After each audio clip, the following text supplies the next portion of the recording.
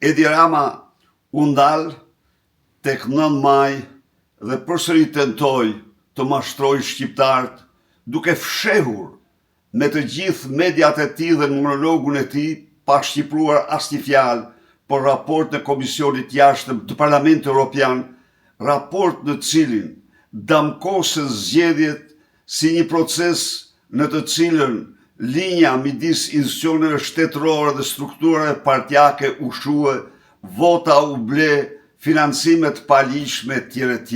Raporti dënon rrokullisjen e Shqipërisë në korrupsion 9 vende më poshtë se ç'ishte natyrisht dhe mburojnë që Edi Rama u bëri lindave tij të akshit. Mungesa e rolit parlamentit në procesin e integrimit, ndërkohë që kërkohet që parlamenti të ketë një rol qendror.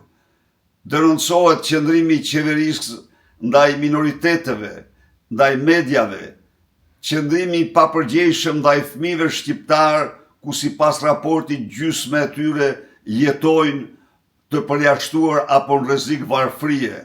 Dënohet me forcë Ballkani i hapur dhe nismat e tjera siç ishte letra Vučić-Rama në Frankfurt Allgemeine Zeitung si përpjekje për të minuar procesin e integrimit.